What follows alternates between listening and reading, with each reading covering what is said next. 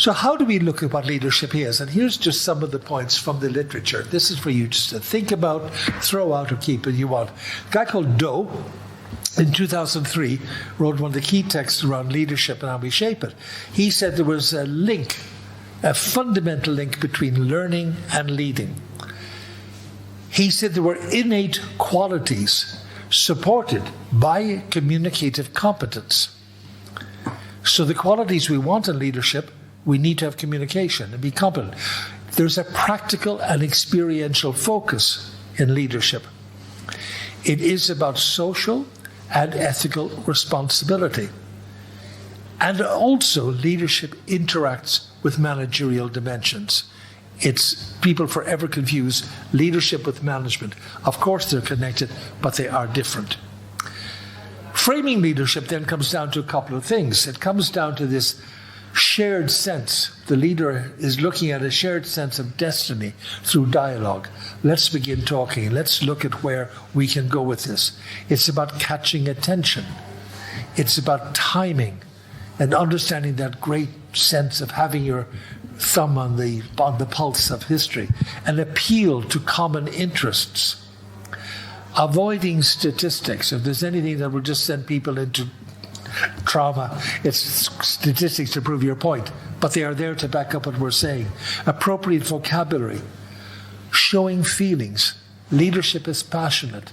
It talks about things, it motivates people, it's authentic, it is inclusive, it has a focus on solution and challenge. Yes, we can. Again, everything demonstrated within the last 2 days. Just everything saying. That was there. And every one of these elements that was writing about leadership was shown here in practical terms. Now we need to capture that in the administration and the running of our project, and we need to renew ourselves all the time in dialogue with each other, either bilaterally or in small groups over these next couple of years. There's some interesting points here from the literature again. Management very often is nicely summed up in some of the other writers. It copes with complexity. It talks about order and consistency, which we know. I certainly need it in my life. It talks about allocating resources.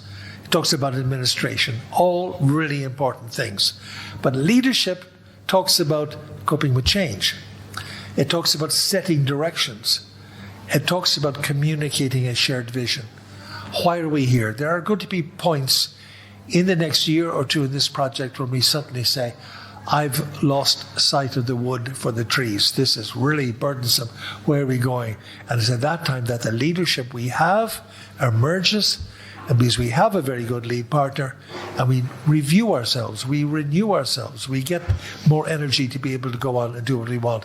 And we're lucky we have a topic with esports that will help us do that.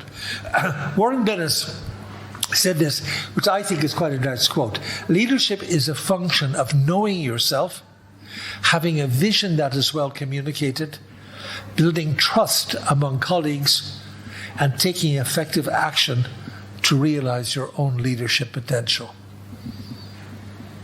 I love that quote because it starts with the responsibility for ourselves. I must know myself. We need to look at ourselves and then have that vision and then engage others to achieve real potential for what we're doing. Some of the skills, therefore, that have been identified, and we may need these skills in this project, are things like visioning, things like decision-making, influencing, problem-solving, communicating, strategizing, team building. If I pulled anything out, I'll pull that out. And empowering. Empowering sounds wonderful until people say, what does it actually mean? You know? When I worked in the public sector, we had a crisis in our organization, and we had a famous meeting in Dublin with the CEO who had caused this crisis. That never happens, of course. And we had 300 staff assembled in this university for our big think tank, and somebody talked about empowerment, you know. They said, you know, we had many, many people had burnt out and had collapses, and they said, we need to have an empowered staff. And the CEO was quite ruthless, said, I absolutely agree. I believe passionately in empowerment within appropriate limits. And again, if you've been around the public sector, to say there are limits to empowerment means there's no empowerment. We all got the message. Nobody challenged that. Planning for results, therefore, these are some of the things. I'm not going to go through it now. You'll have this presentation. Take a look and see if it's relevant. Again, it talks about purpose and mission, meaning and motivation, commitment and competence, team learning, performance and outcomes. And again, this helps us to analyze the tasks we have, relate them back to the overall mission of the project and what we want. There's one final couple of points coming up here, and one is this question of planning for quality. A key element and part of the role we'll be having in evaluating this project is making sure we reach our quality expectations for what we do.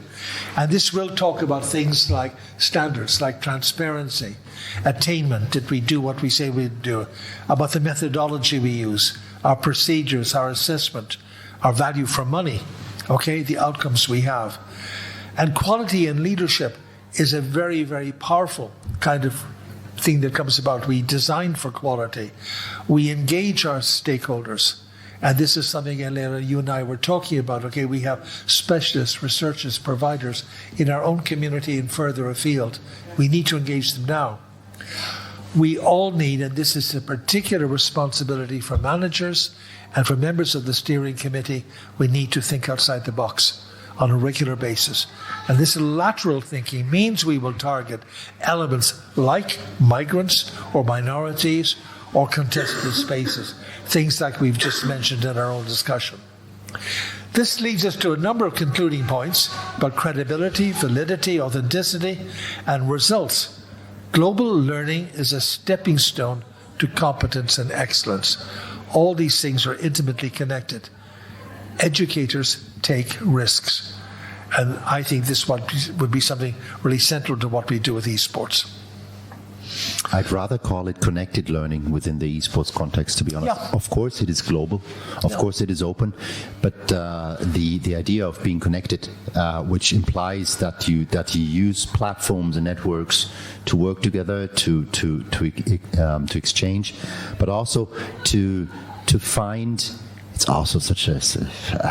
I'm very sorry, but I always think about bullshit bingo when I hear all of these words, because they are misused all the time, Of course, we are talking about empowerment and stuff like that, but what it really means is lost in the trenches mostly. But what I think is really relevant here, and that's why I always say the word Discord. You have heard it 100 times now.